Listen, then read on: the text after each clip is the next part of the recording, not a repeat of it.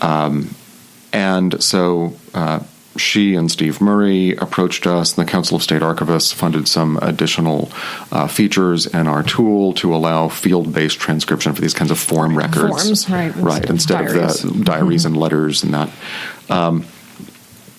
And so they rolled out this project to transcribe 111,000 index cards.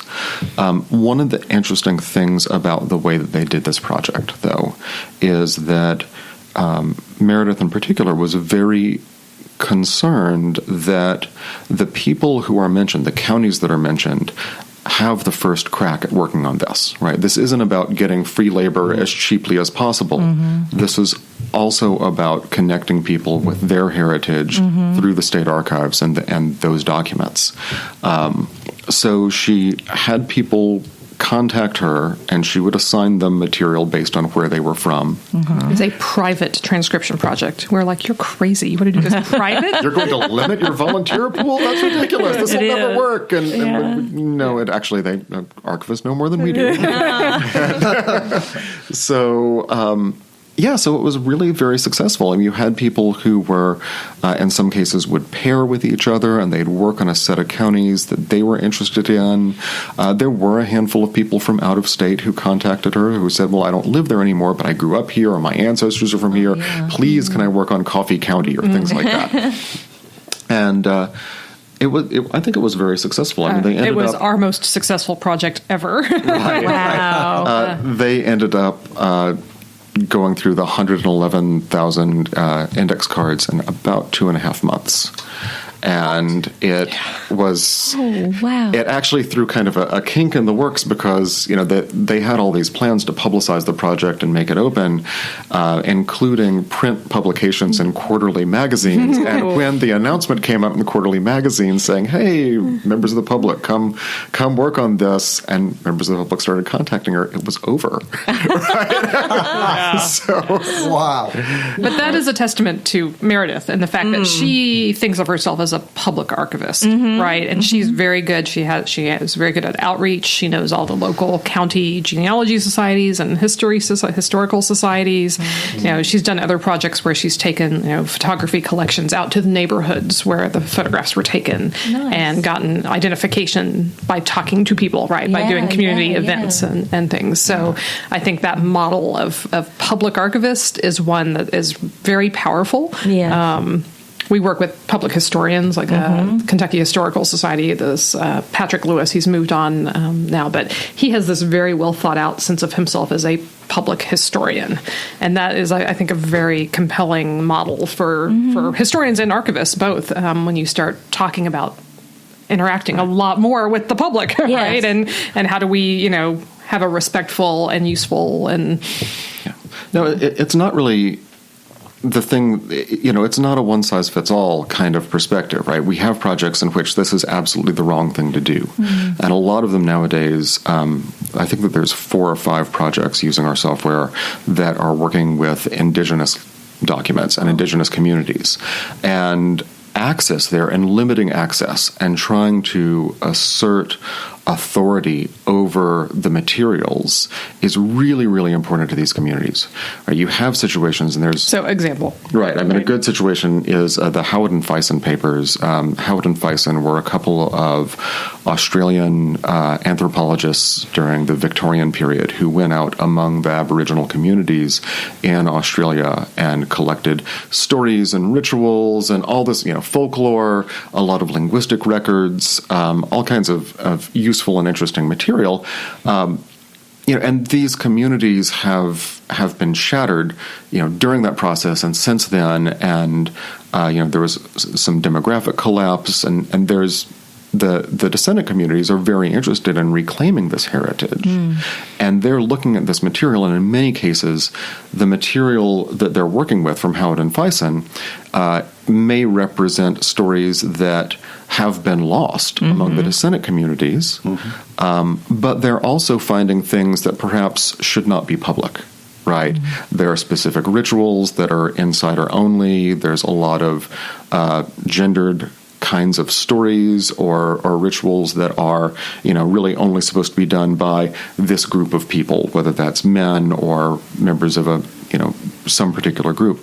And so limiting access to those is important. And in many cases, they're only finding out that the access needs to be limited as they transcribe. So they're transcribing some of these materials and saying, okay, let's take this one down, right? We didn't know what was in here when it was scanned, and now that we know, we don't want it showing up in Google results. Right. One of the interesting things about that, though, is that you have these colonial records that indigenous communities are working with, and a lot of them are taking the opportunity to talk back to the people making the colonial records.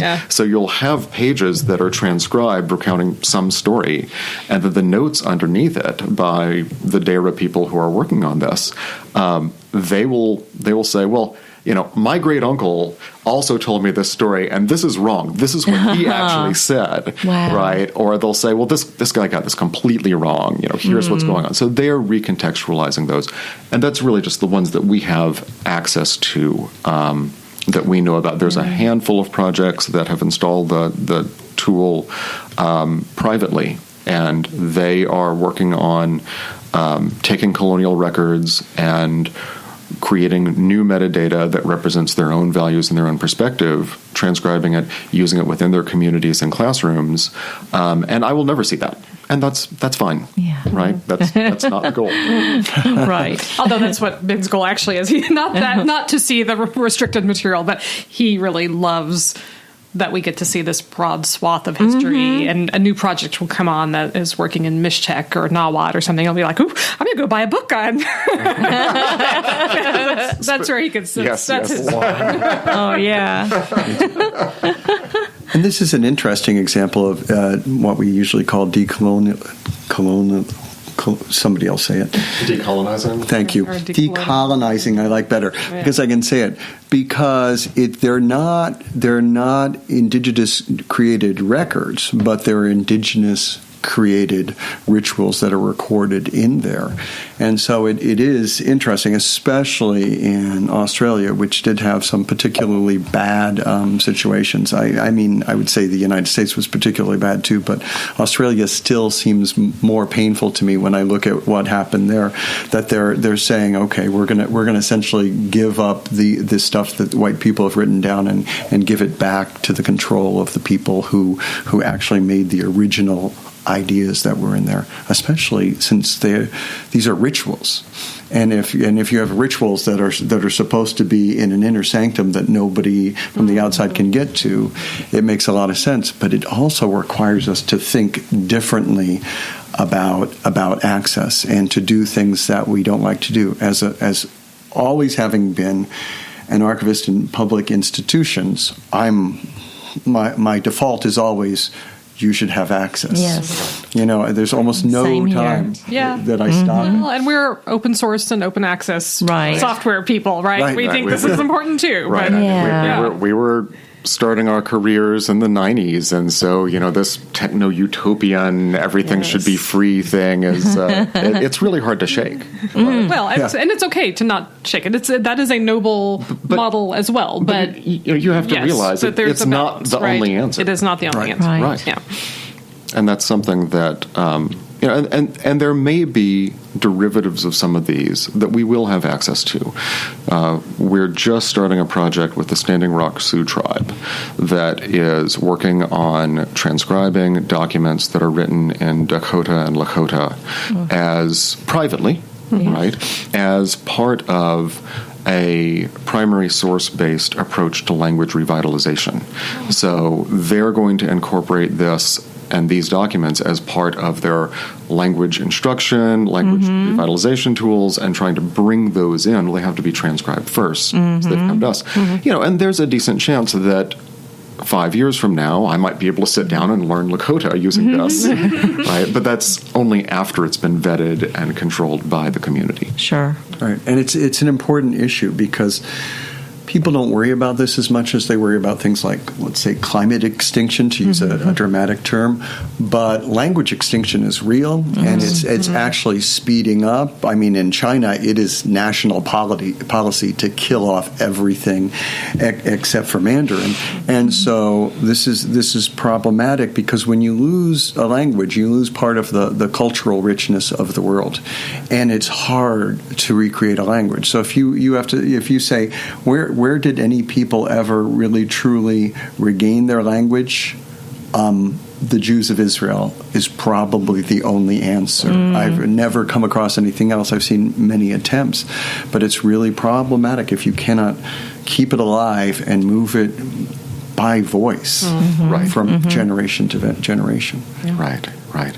Well, it's interesting that you mention, climate extinction and those kinds of events, because there's another interesting example of that I'm not sure how much it relates to archives, but it is an example of a case in which first world assumptions about the way that information flows and the way information is used can bite us.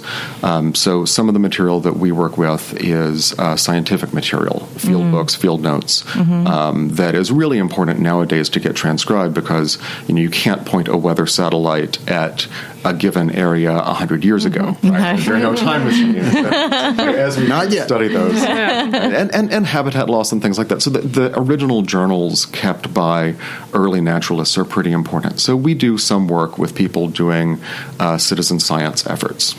And there was a big issue in the citizen science world about a year ago that there's a really popular program for bird watchers out of Cornell called eBird. It's a great program, right, in which modern bird watchers record, whatever birds they see, whatever species they see, and it's all uploaded to a database, and the database is all free to use, which really is in keeping with open science and open access. And if you're going to do citizen science and crowdsourcing, then you need to make the results open. I've given a speech about making sure your volunteers can actually use the data that they contribute, right? Yes.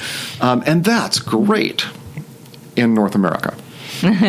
Well, so in the Indian state of Kerala, there is a really bad poaching problem with endangered species. And the idea of there being an open database of bird sightings that anyone can download, and that there are people in Kerala who are well-intentioned bird watchers who go out and they snap a picture of something fantastic and they enter it into the database, and the next day it's gone. Is a big challenge. So, I feel like it's not just a matter of language extinction and culture, but even with species extinction, we have to be careful about these assumptions. Right. Yes. Right. And we need to make changes based on such facts, and that's good. That's good. I wonder if the what we call the Lab of Ornithology at Cornell, I wonder if they're working internationally to try to help with this, because it's one of the big ornithology, places in the world. It had what was supposed to be the last recording of what's that woodpecker? Oh, that woodpecker that was extinct, very famous woodpecker. And so I held that in my hands. All it is an acetate tape, but still it said, "Wow," to think about that. So it's a great institution, but we have to change the way we do things, because everything is now dangerous, and we have to figure it out. What we figured out from the internet is we were able to make the world more dangerous because of it.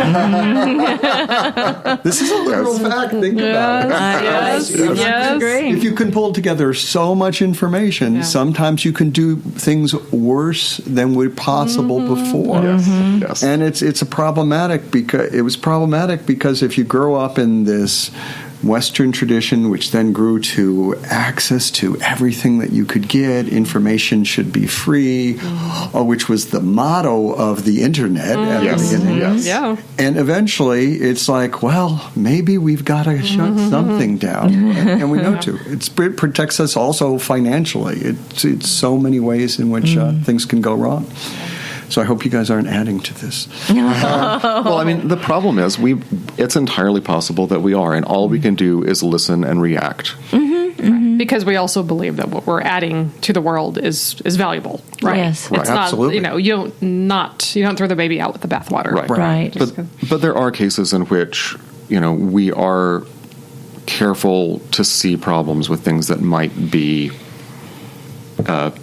maybe shouldn't be public, right? And we are pretty careful. There are a few projects that we have, two in particular, that start with redacted documents. And we make sure that those redactions are on-image redactions.